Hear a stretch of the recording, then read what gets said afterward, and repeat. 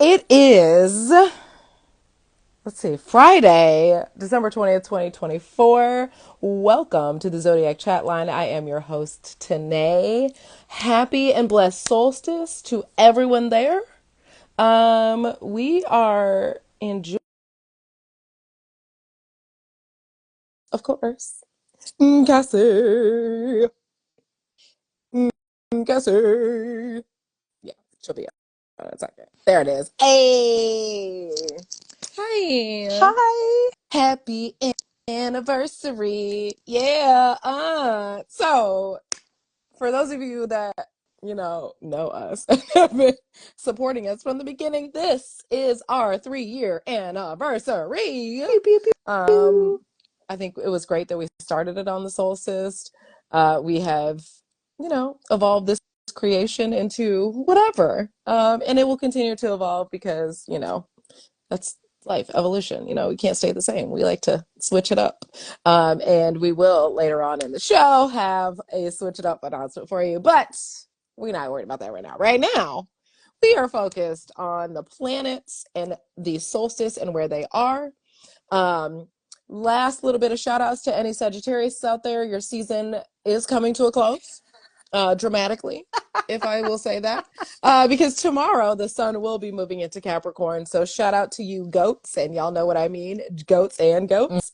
Mm-hmm. How y'all be handling big business, represented by the 10th house in astrology. Capricorns coming through the cardinal energy to begin our winter season. The solstice is an amazing time, but we will talk about that in a minute. But we did have a full moon in Gemini on, I think, earlier this week on Sunday. Again, Mm-hmm. blessings to anybody that didn't survive it. Sorry. It was exactly what we thought it was going to be, full of Me- chaos. messy, messy. Messy, messy, messy. The moon will be in Virgo tomorrow when the solstice is happening, and our new moon will not have in Capricorn will not happen until the end of December, close to like New Year's Eve, the 30th. So right now we are kind of just enjoying that Capricorn season without Pluto there, but we'll get to that as well.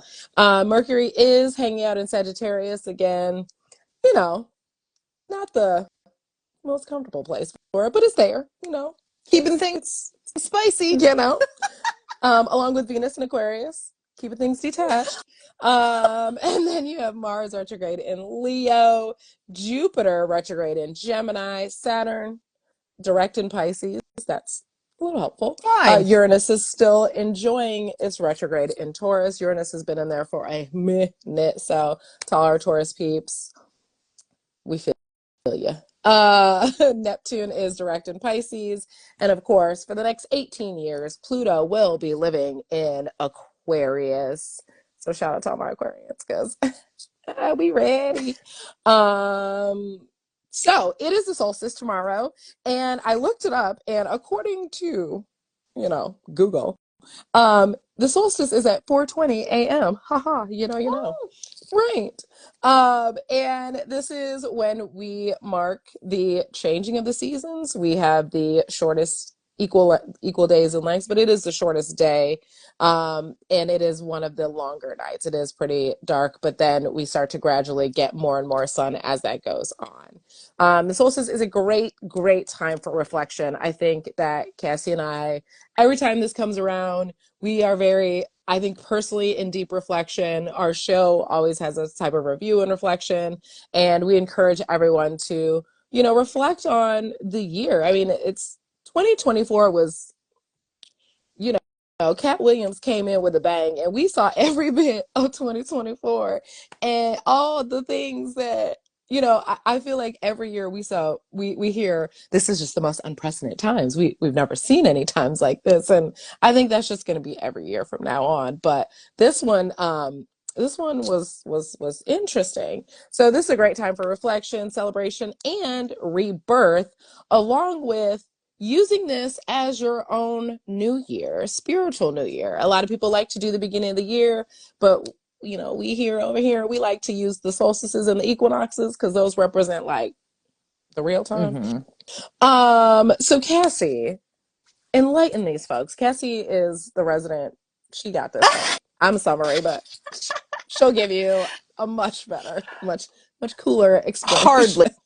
No. That was great. You're absolutely right. So in the northern hemisphere, the winter solstice in December is the shortest day and longest night of the year. So, you know, if you're a witchy peep, it's a good time to refresh your altar.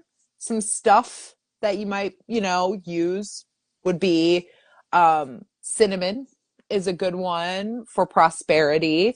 A winter spice, evergreen, because 'tis the fucking season, right? This one's plastic, but you can get some real evergreen. Um, a white candle and something like golden and round, like orange. I've seen people use orange slices or lemon slices, or if you have like a round, like gold plated disc or something, or like you can paint whatever, like a yellow circle on a piece of paper if you want. But all these things kind of symbolize. Salt is another one I like. Salt generally is purification and blessings for the new year. And you can use all these things to honor the return of the sun, to put out the message of like prosperity and peace and purification for the new year. And, it's the way it lines up this particular year. I feel like the winter solstice is going to be a good time. We're in the waning, the downslope of the moon. It's a good time to really reflect on what has been and make some wishes for what is to come next year. And by the time we hit the new moon on December 30th, we're really going to have our resolutions and our ideas locked and loaded for what is to come in 2025.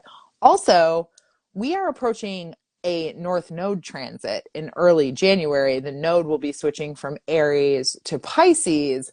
Very different vibe. So that's also lining up well. Is this is a season to decide what you want to leave behind and what's going to come with you in the next phase. Yeah, this has been these nodes, man. I mean, we watched the Taurus Scorpio nodes. We have experienced this Aries Libra, which has been drastically powerful.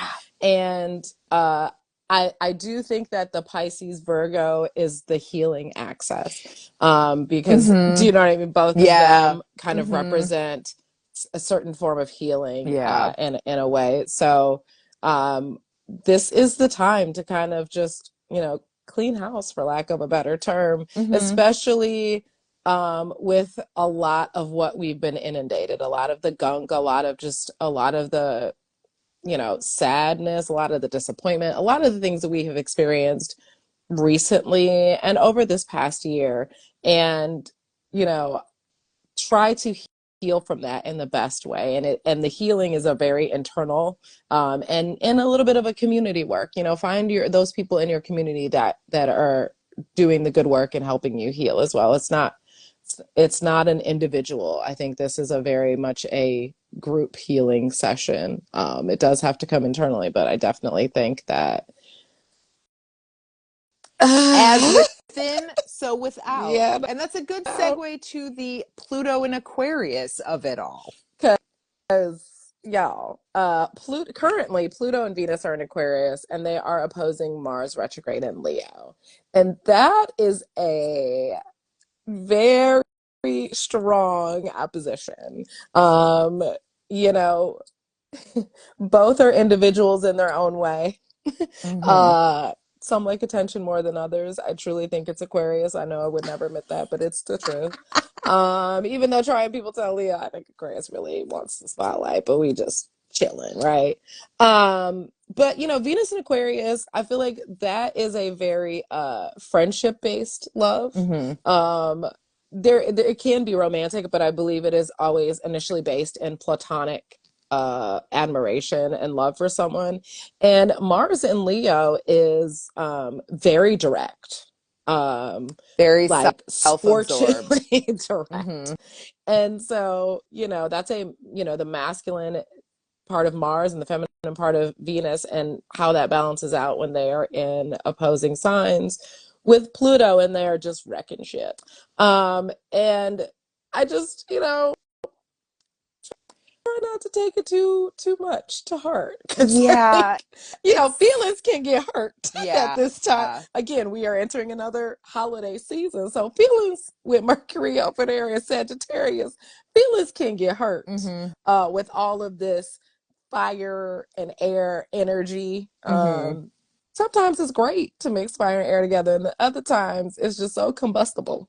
Yeah. It's To me, dangerous. that opposition has a lot to do with your ego Mm-hmm. versus your higher nature. Mm.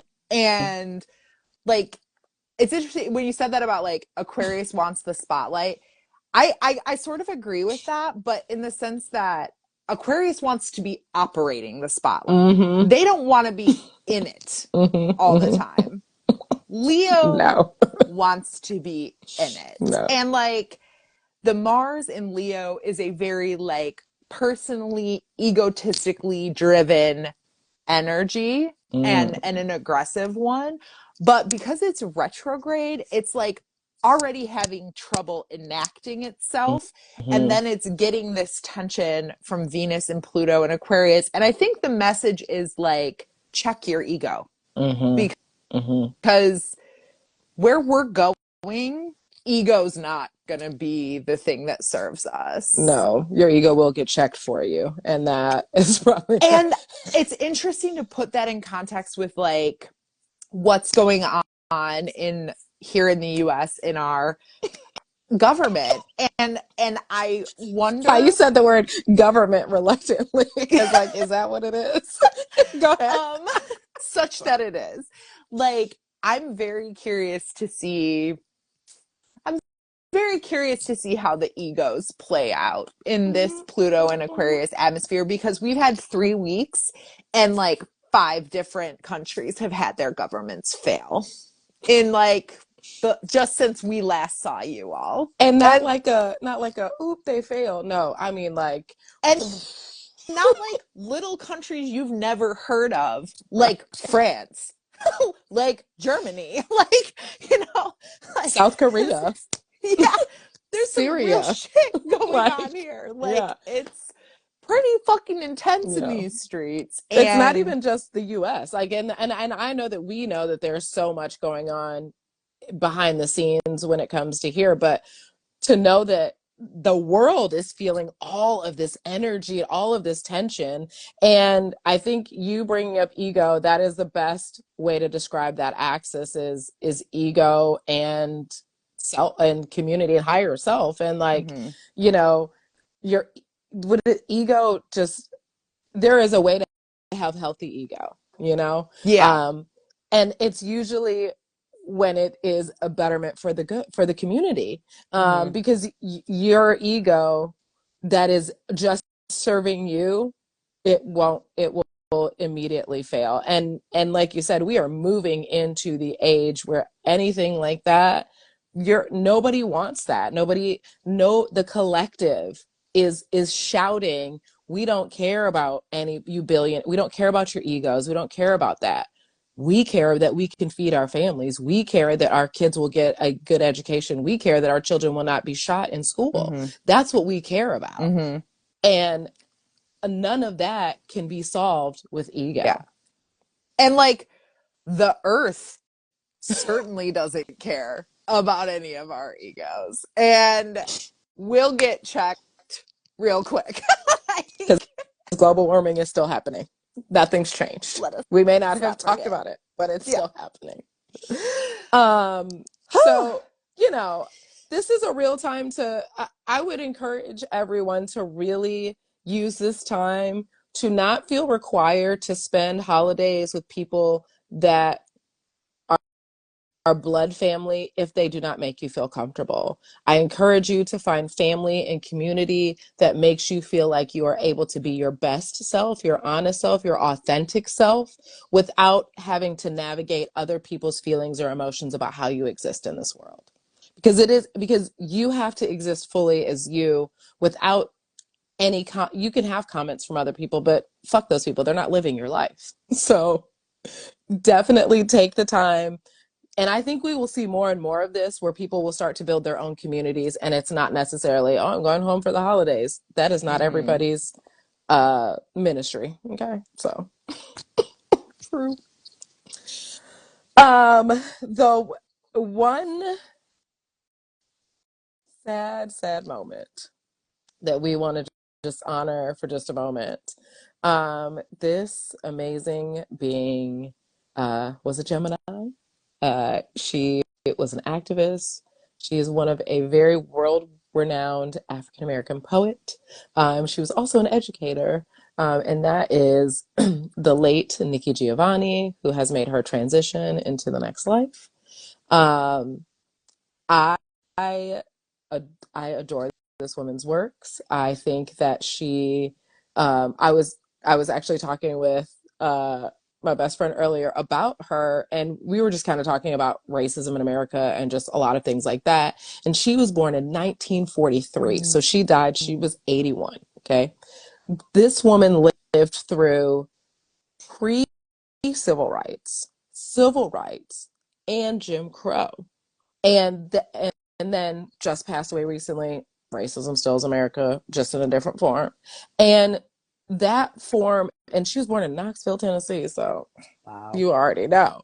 Mm-hmm. Being existing in the world as a Black queer woman in all of that, that's got to be taxing and tiring. And I mean, I've only existed just like 80s racism and on, but I couldn't imagine the Jim Crow era. Like that is just a very different, significant time to live. And a lot of her poems and poetry were about the African American experience and just beautifully, beautifully written. One of my favorite poems that I have by her is called Bicycles, a book of poems.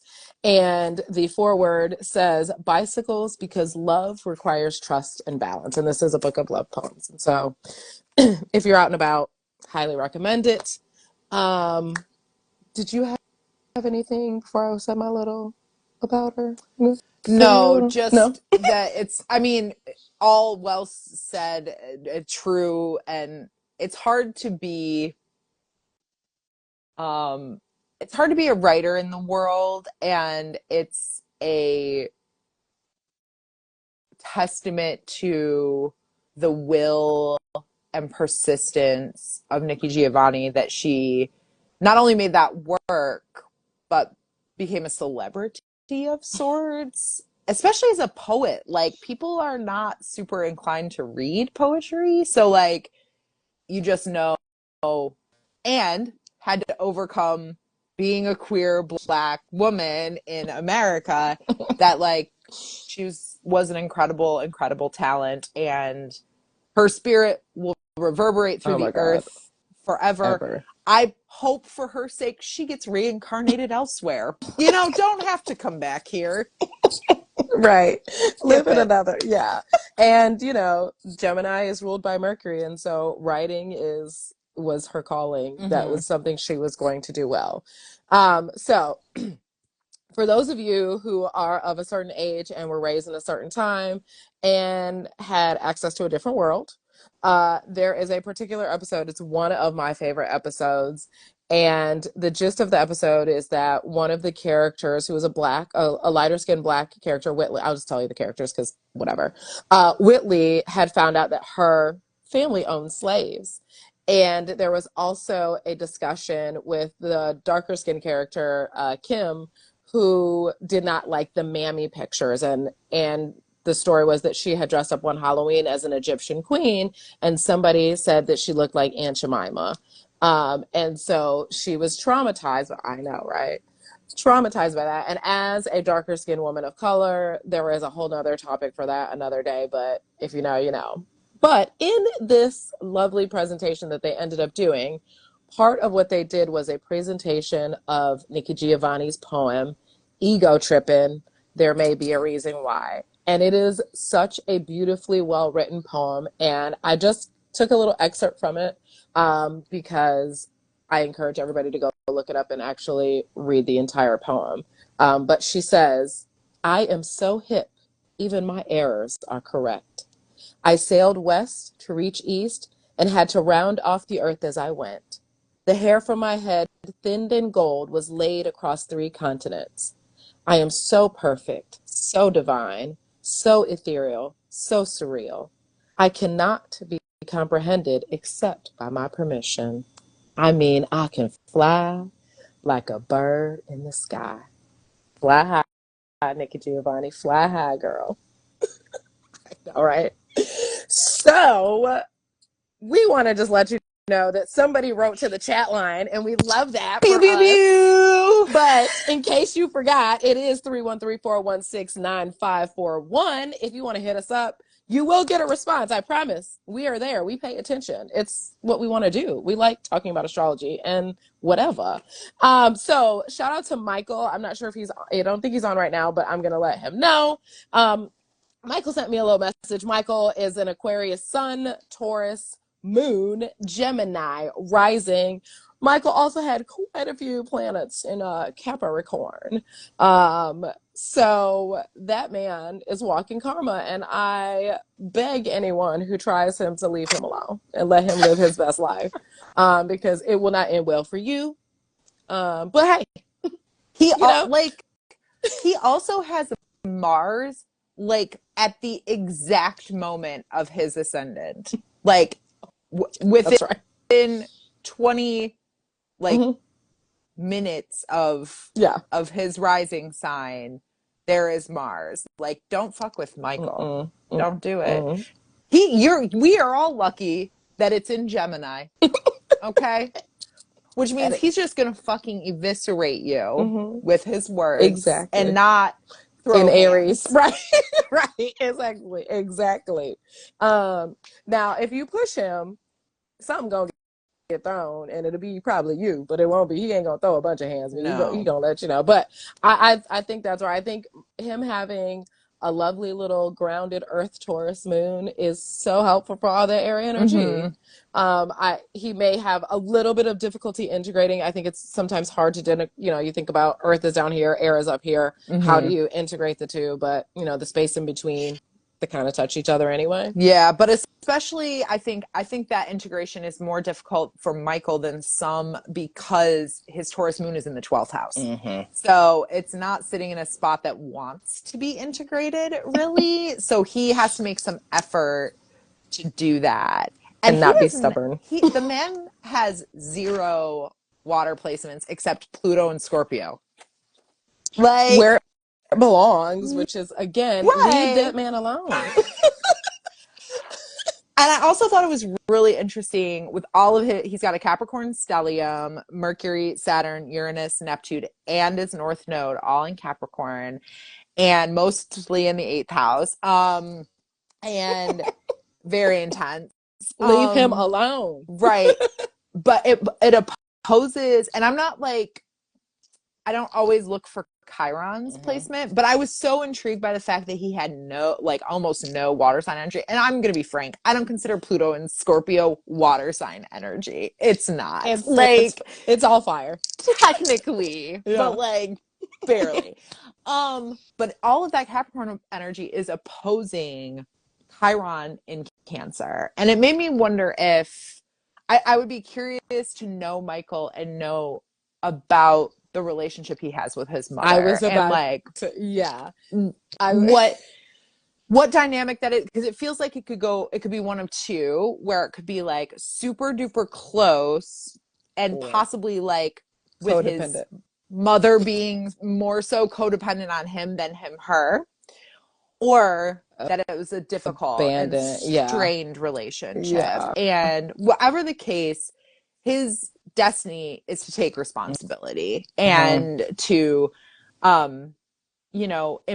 embrace being a leader and working hard and making strides. And he could do anything he puts his mind to. Yes. I also told him to try to find ways to lean a little bit into the Cancer energy Mm-hmm. because he had so much Capricorn.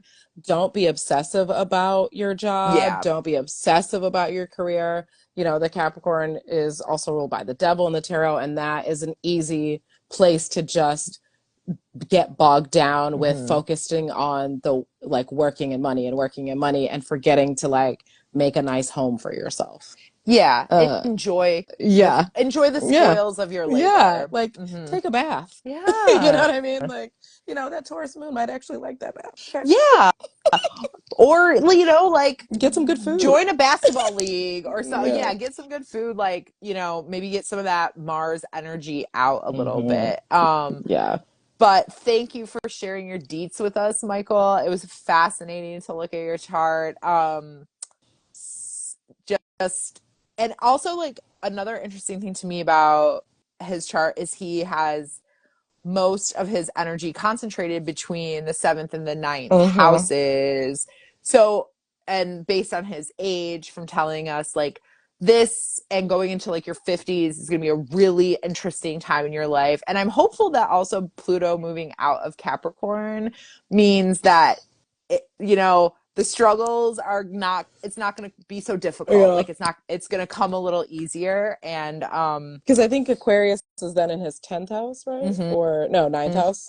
I think it's like he has everything's like kind of bordered, like eighth, ninth, yeah. 10th. Mm-hmm. And I think Pluto and Aquarius is actually going to be amazing for him Mm-hmm. because you're right, he had Pluto in Capricorn for so long. And I Mm-hmm. think he is at a point where he's seeking out lessons and transformations to move forward. Mm-hmm. And I think, like you said, he can, whatever, literally, you write your own destiny Mm-hmm. and be a leader in whatever, you know, drives your spirit forward. It doesn't have to be anything because whatever you do, you are going to make money. Like it's making money should never be a question for you Right. because Mm-hmm. you have every single skill. It may take some time because Mm-hmm. that's what Capricorns do. It is a very long process, but nonetheless, they gonna get her done.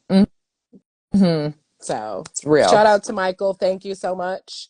And guys, if you want to have us to talk about you on the chat line, all you gotta do is just hit us up.